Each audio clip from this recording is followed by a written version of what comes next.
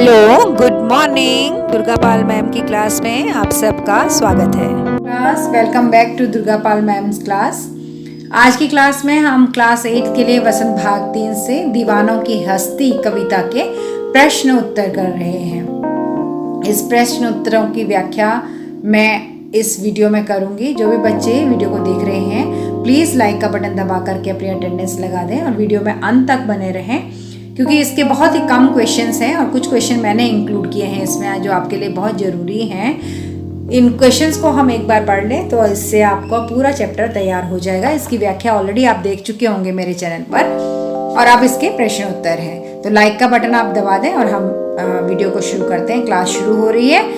पहला प्रश्न है, कवि ने अपने आने को उल्लास और जाने को आंसू बनकर बह जाना क्यों कहा है?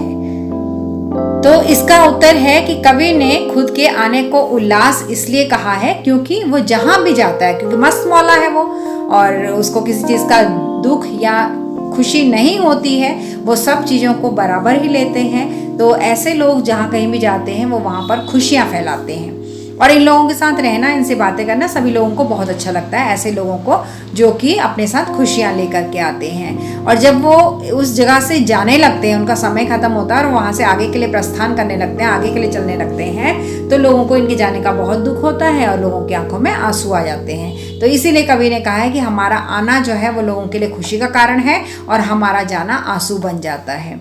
तो उत्तर मैं यहाँ से आपके लिए पढ़ देती हूँ। कवि खुद के आने को उल्लास इसलिए कहते हैं क्योंकि वे जहां भी जाते हैं खुशियां फैलाते हैं और अपने आ जाने को आंसू बनकर बह जाना इसलिए कहते हैं क्योंकि इतनी खुशियों के बाद जब वो उस जगह से जाने लगते हैं तो लोग उनको याद करके आंसू, उन लोगों की आंखों में उनको याद करके आंसू आ जाते हैं। अगला प्रश्न है,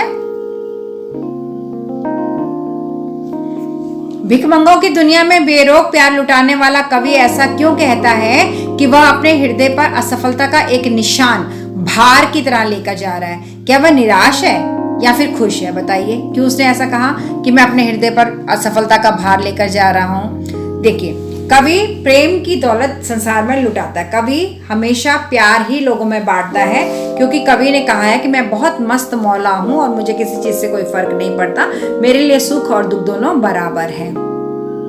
इतना प्यार लुटाने पर भी कवि असफल क्यों है? क्यों? क्योंकि कवि सांसारिक व्यक्ति नहीं बन पाया। सांसारिक व्यक्ति मतलब जैसे हम लोग हैं, जैसे आपका परिवार है, मम्मी है, पापा है, बच्चे हैं, दादा है, दादी हैं, घर परिवार है, रिश्तेदार हैं, हम लोग उनके सुख दुख में मिलते हैं, उनके दुख में दुखी होते हैं, उनके सुख में सुखी होते हैं, तो हम सांसारिक लोग हैं। लेकिन जो सांसारिक लोग नहीं होते, उन्हें सुख दुख से कोई फर्क नहीं पड़ता है, वो मस्त रहते हैं, उन्हें कोई असर नहीं पड़ता है। वो जहाँ भी जाते हैं अच्छी बातें करते हैं, अच्छे से लोगों के साथ रहते हैं, तो उन लोगों को सब भी पसंद भी करते हैं क्योंकि उनका ना घर है ना उनकी गृहस्थी है, तो उन्हें किसी भी चीज़ का फर्क नहीं पड़ता है। तो कवि को यही एक दुख भी है कि वो सांसारिक नहीं बन पाया और इसी में कवि कहता है कि मैं फेल हो गया, मैं संसार की तरह नहीं रह पाया, एक दुनिया में जिस तरह से लोग रहते हैं मैं ऐसे नहीं रह पाया, तो इसका मतलब मैं असफल हूँ। और इसी असफलता की निशानी को वो अपने दिल में छिपा करके रखता है। लेकिन वो निराश नहीं है, वो खुश है क्योंकि ये रास्ता उसने खुद चुना है, इसलिए वो इस रास्ते किसी को भी दोषी नहीं मान रहा है कि किसी ने मुझे गृहस्थी नहीं करने दी, मेरी शादी नहीं हुई या मेरा परिवार नहीं हुआ, इसके लिए वो किसी को दोषी नहीं मान रहा है। उसने खुद चुना है कि मैं सांसारिक व्यक्तियों की तरह नहीं रहूंगा, मैं लोगों में खुशी बांटूंगा और मैं एक जगह पर टिक कर नहीं रहूंगा, यहाँ से वहाँ घूमता रहूंगा। तो ये उसका खुद का डिसीजन है, उसका खुद का फैसला है, इसलिए वो प्रसन्न है। लेकिन हाँ, एक टीस उसके मन में जरूर है कि वो सांसारिक नहीं बन पाया। तीसरा प्रश्न है, कविता में कौन सी ऐसी बात है जो आपको सबसे अच्छी लगी?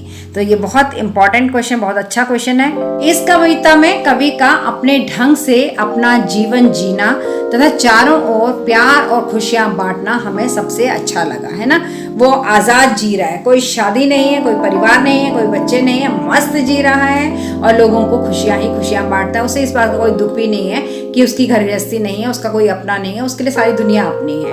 कवि अपने जीवन की असफलता के लिए किसी दूसरे को दोषी भी नहीं ठहरा रहा है। ये बात भी हमें बहुत अच्छी लगती है कि कवि ये नहीं कह रहा कि मैं जीवन में जो असफल हो गया, मैं सांसारिक नहीं बन पाया, मैं संसार के दूसरे लोगों की तरह घर गृहस्थी वाला नहीं बन पाया, तो कवि कह रहा है इसमें किसी को दोष भी नहीं है। तो ये भी बात बहुत अच्छी है। कवि कहता है कि हम सबके सुख और दुख एक समान है, हमें एक साथ ही इन सुखों को भी और दुखों को भी भोगना पड़ता है। ऐसा नहीं कि हमारे जीवन में सुख ही सुख आएंगे या फिर दुख ही दुख आएंगे। हमें अपने जीवन में सुख और दुख दोनों ही भोगने पड़ते हैं। कवि ये बता रहा है कविता के अंदर कि जब सुख भी आने ही हैं और दुख भी आने ही हैं हमारे जीवन में, तो हम दोनों को बराबर भाव से क्यों नहीं जीते। सुख आता तो बड़े खुश हो जाते हैं और दुख आता तो बड़े निराश हो जाते हैं। तो ऐसा हम क्यों करते हैं जब हमें पता है कि सुख और दुख दोनों ही आएंगे ही आएंगे। तो कवि का ये जो दृष्टिकोण है कि सुख और दुख दोनों को एक ही भाव से लेना चाहिए, ना अधिक खुश होना चाहिए ना अधिक दुखी होना चाहिए, ये दृष्टिकोण मुझे बहुत अच्छा लगा है।